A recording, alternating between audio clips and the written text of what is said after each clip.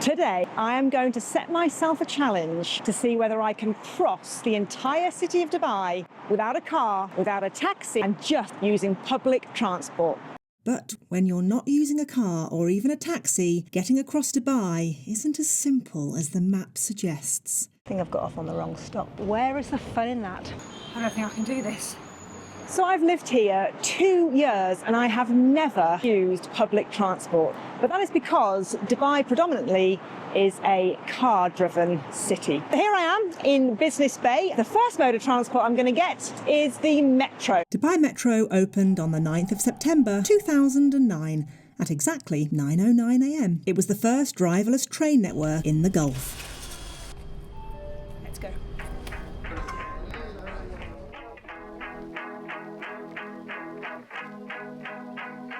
Doors closing.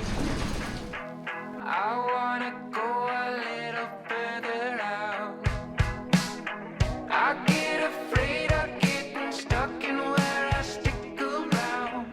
I wanna go a little. Observation so far is I am loving the metro. It's so comfortable, it's air-conned, quiet. Obviously I did go into gold class, which is a smaller cabin, but it's about 3 dirhams more per ride, but it's worth it, I think. And honestly, I'm not getting stressed driving. I'm seeing the city in a way that I've not seen before.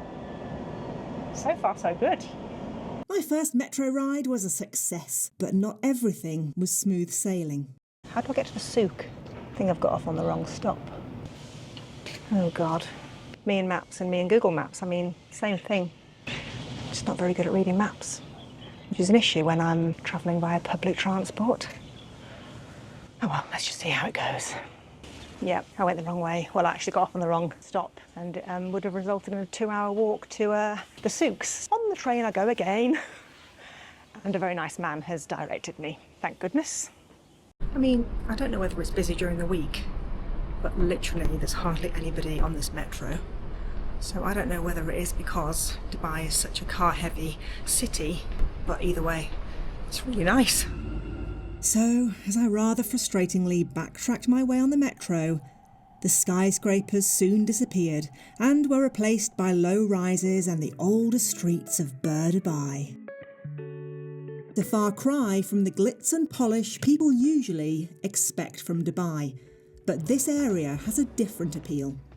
The rhythm's slower, it has its own soul, and it feels less manufactured.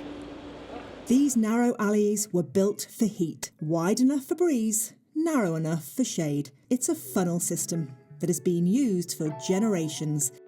I am going to be posting a vlog all about the Old Town and the souks very soon on my channel.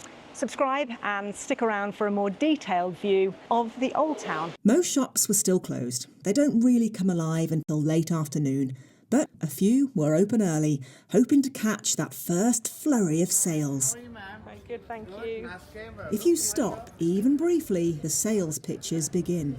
Just explain you, only explain you. See, limestone, after the shaving, incense for burning. I'm going to move on from the souks, and obviously I got the train to the souks, but the problem is the walks in between the locations from the public transport is quite long in the roasting heat, so I think that is another reason why a lot of people drive or just get taxis so they can park as closest as possible to the location they want to go. I am going to go on a different mode of transport over the creek.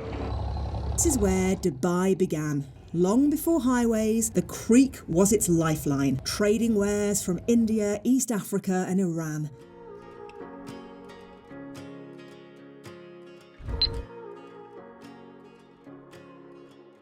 I'm on the Abra and it's 1 dirham each way across the creek.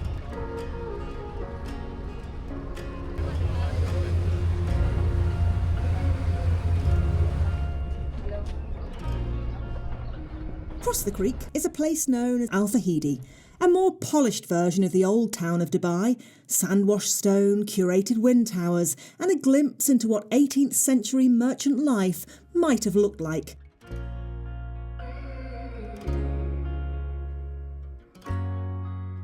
Obviously I've opted to do public transport today, and actually I thought that public transport would take a lot longer, but from Business Bay to the creek was about 25 to 30 minutes, including a change of train and a little bit of walking. And even in the car, yes, it might have taken me about 20 minutes, but with traffic and the stress of the roads, actually, I've enjoyed just sitting back in the aircon train and letting the city wash over me, because obviously you can't look at the city in that way if you're driving a car in Dubai. And enjoying that time just to be present has actually been really enjoyable. It was lovely just wandering the winding streets and soaking up the atmosphere.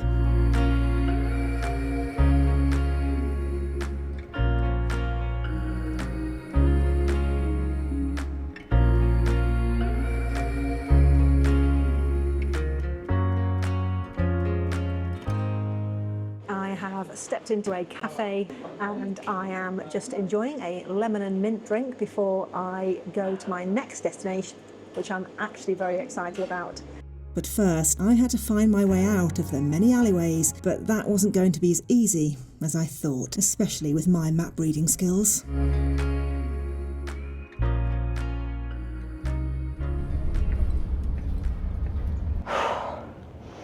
It's so hot outside. I can't even begin to tell you. An 8-minute walk to the next mode of transport. Seems an awful long way. It is very tempting to get a taxi right now, but I'm going to stick to my guns and I'm going to continue walking until I get to the next destination. They say mad dogs and Englishmen are the only ones that go out in the midday sun. You know what? Now I know why. Get me to this next mode of transport. Oh my God. 5 more minutes to go. Wow. The walk just seemed never ending. I don't think I can do this. I'm so hot. Oh my God.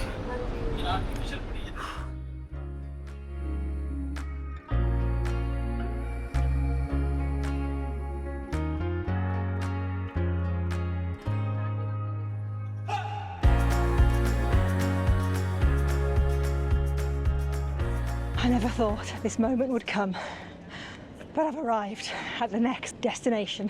Now, I'm heading to the marina, and from Bur Dubai, I could get the metro, but where is the fun in that? Because I'm getting that.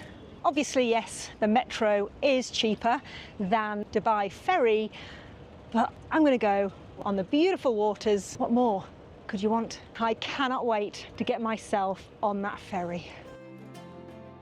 Now, this one doesn't cost a dirham, more like between 25 and 50 dirhams, depending on where you're going.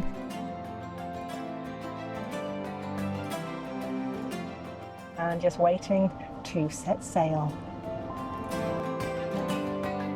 It links Old Dubai to the marina by the sea.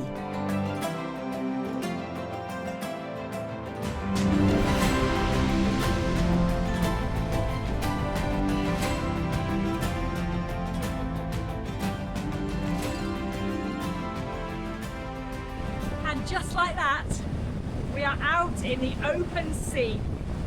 So fresh, so breezy, absolutely stunning. I'm so glad I didn't opt for the metro, or my car actually.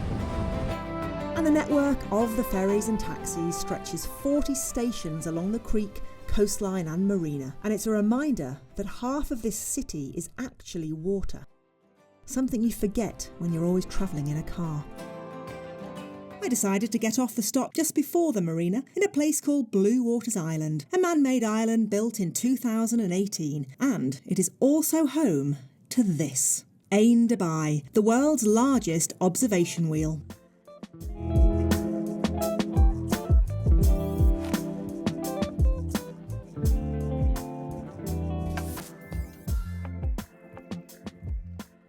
So what I didn't expect to find walking through Bluewaters Island is a snapshot back to Singapore with Gardens by the Bay and the super trees, although these super trees aren't covered in grass and flowers, but they're looking very similar.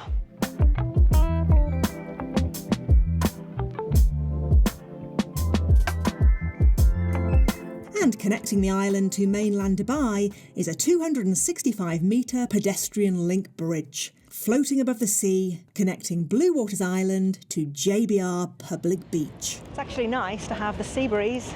The sun is almost setting, and I can't believe I've been out all day on public transport. Amazing. Haven't been on a scooter though. Really pleased that I did stop at Bluewaters Island because I wouldn't have got this expansive view, stunning view of the ocean. Steady when the water's flat, but out beyond this little pond I see the ocean water waving back, and it's waving at me.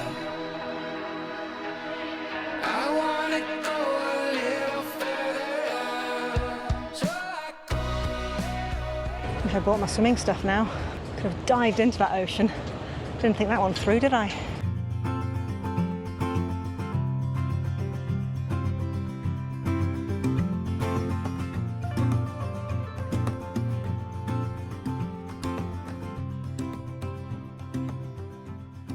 Oh my God, I'm so tempted just to get into that cab. No, I'm going to end exactly how I started.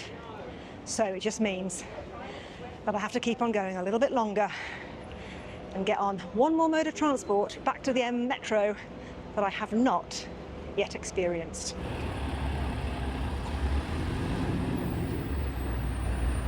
The Dubai Tram glides along a 10-kilometre loop through JBR and the marina. When it launched in 2014, unlike most trams, there are no wires above this one. The power runs from under the track, discreet, efficient, and a reminder that even public transport here comes with a bit of that Dubai polish.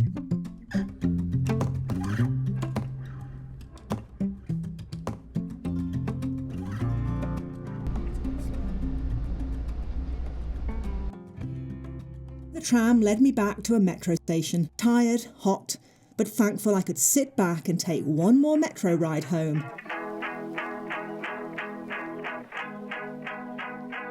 Three metros, one Abra, one ferry, a tram, and I finally made it. I did it. Here I am back where I started almost 9 hours ago. Just checked my watch. And I've done 17,127 steps, and I have loved today.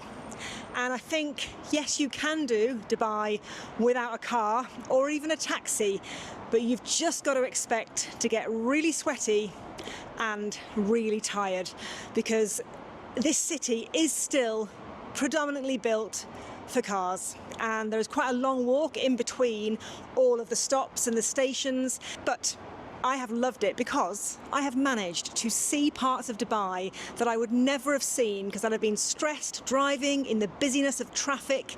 And actually, by the time you get through the traffic in Dubai, it would have taken me so much longer to get to all the destinations that I have been to today. So I challenge you all, if you're ever in Dubai, if you're in Dubai now, try and do a day without using your car, without getting a taxi, enjoy getting sweaty and see a different side of Dubai. I hope you enjoyed it, and I will catch you on the next one.